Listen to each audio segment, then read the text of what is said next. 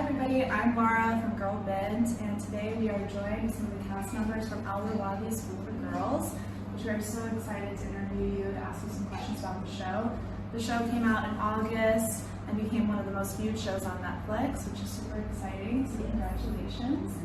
Yeah, just wanted to ask you how you became involved with the project initially. I think you and I have different stories. Yeah, sure. Mine was the casting agency basically had me in their database, and they contacted me saying, "Hey, you look pretty young. Do you want to come audition for this show that's happening?"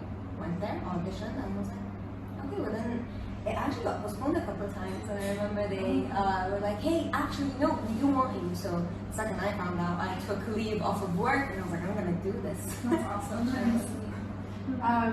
Yeah, mine's different. I didn't really go through an audition process. I came in pretty late, I think in like February, or January. But I was in between, so I wasn't living here. I was in the US, working there. And then I knew that we were set to film in March, and then COVID was just starting. So I was so scared to miss it because basically, you know, I went in, they said, you know, there's a show, everybody's mostly been casted. There were a few classmates that haven't been. I met with Tima, we had a conversation, and then that's how basically it happened. But I came back for the show because I was so scared everything was going to shut down, and then it did. And yeah. Great. No, that's awesome. And it is a predominantly female cast and female director, and also written and produced by women. So what was it like working with the cast that's mostly women? Refreshing. Yeah. I enjoyed it. I think we made some friendships as well, and it was just nice having that atmosphere and environment where more or less we all share similar. We're very different, but we all sort of at least have that one thing that connects all of us, or like most of us. I mean, there's always something to be said about women talking about women, right? You trust that narrative, you trust that perspective. We have a lot of like similar experiences. We've all been through school as well, despite the age gaps that were on set. And considering it was like a show about women, it was just safe, you know? It was like, yeah. I think that is the cool thing about the show is that probably anyone around the world can kind of relate to it because some of those high school issues are universal, which was really interesting to watch. And I think makes it different from other shows. I wanted to ask you, how do you think this is different from other Jordanian shows that have come out? Different.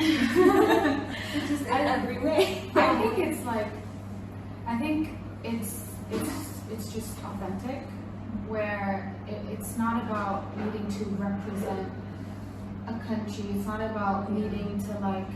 It simply was about stories, about people's stories, about nuanced characters.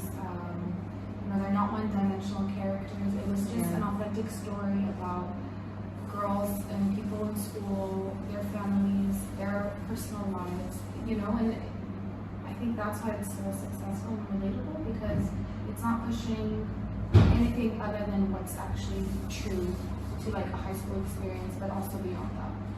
I think also it did, but it did sort of shed light on a part of Jordanian society that often is not portrayed in the media, which was essential. I mean, of course, there are things that we have that aren't just, you know, Bedouin shows or Bedouin movies about just living in Wadi Rum or whatever. But this was one of the few times where they really brought together different societies, different sort of backgrounds, even if they all go to the same school.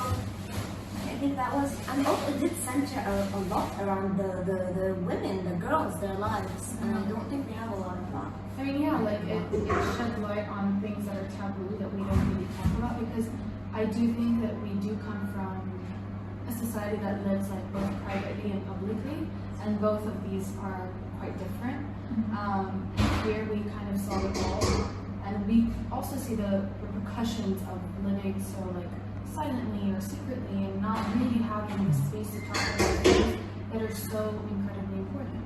Mental health, family, bullying, personal friendships, relationships, Yeah, no, and I wanted to ask about those things actually the show touches on, like bullying, mental health, even gets into harassment and honor killings. And it's just in the 6 episodes that it kind of touches on this. Yeah.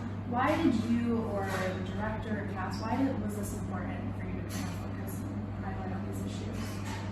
I think I can't speak for anyone else. I can just speak for myself, and I think these topics, like Hayat said, they are a little bit tabooed, or maybe not even taboo. Let's just say they just don't like to publicly discuss them or show them.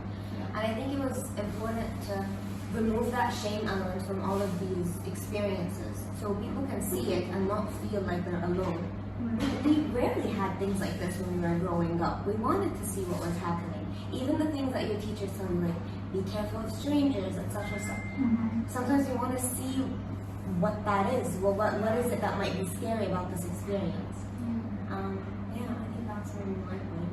I mean, I think like the show in one way or another also tells you, like, if you don't talk about these things, if you don't confront them, these are the repercussions, right? Like in the last episode with the spoilers, obviously, like what happens, like all of these small little things will lead to huge disaster because we have kept so much undercover for so long, but it's something that's going to explode. I mean, like you as a person, personally, let's say you're going through something on your own and you're not talking about it, everything will build up until one day you just have a personal meltdown or breakdown. But we're thinking of it on like a larger scale, which is like, you know. Yeah, I will say I have spent some time now in Jordan, and as an expat living here, I will say watching the show, it was like I've seen other Jordanian shows and stuff, and it was really refreshing to see something like this. I mean, and I can only imagine how the Jordanian audience must feel them. So, yeah, I thought it was really powerful about touching those issues.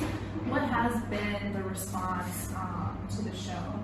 What has been your experiences, and what have you been sharing with you? Mixed. Okay. Oh, really? Oh, have you been getting positives? I mean, I've gotten like a lot of positives, and like just like looking and like reading through.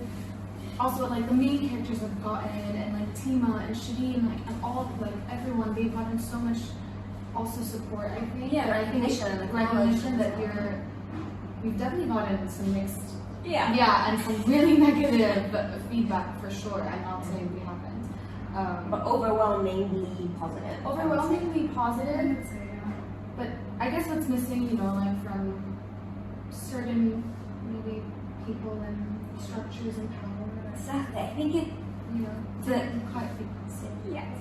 We're not going to go into details, but yeah, there were a lot of people, whether higher ranked in institutions or otherwise, or in the arts environment, let's say, that were super supportive, really appreciated the work that was put in. And then you have a lot of people who did express some hate, some dislike towards the show. But I did notice that most of the people who didn't like it didn't actually watch the show. They were just going following. Yeah. I mean, one of the things was like, you know, like this show doesn't represent like what a Jordanian girl looks like, and you're just like, what does a Jordanian girl look like? That's Who gets to decide that? What does that even mean? Is it for you to tell us like what a Jordanian girl is supposed to look like or be? And I think the Middle East, each Middle Eastern country is so diverse within itself. And so I think it is hard to just label that image of what Jordanian girl or female is supposed to look like. So that's a good point. It's also refreshing. This way we don't keep hearing, oh, you're in Jordan, you live in the desert, you ride camels, all of these jokes. It's like, no, we also have a city with vehicles and private schools and girls who put on makeup. It's not just like this one image. But I think it's healthy that this part of Jordan was also shown. Yeah, no, and I'm happy that it was shown and everything. What do you hope for viewers to get from Al-Rawabi watching it? Hayat will try not to keep, silencing all of these things. Let's try and find a way to make, I'm not going to talk about just Jordanian society, but let's make all societies a little bit more open, more willing to listen. Safer environments for especially younger girls to express and talk. And also like mean, thinking of us just being actors and not even need to be, but like to see somebody who looks like you and like talks like you and there's like a shared experience, even though it is relatable to the whole world, is so important because, you know, for example, like me wanting to be an actor or a writer, like you grow up and you don't have that many examples of like, okay, what does that look like to be Jordanian here and want to do that? So we're constantly looking at like other shows, and now we actually have something that is so authentic to us and like is us in so many ways, from our language to our stories to I don't even know. Yeah. Well, and it's a great show for any actor to look up to. So congratulations. Yeah.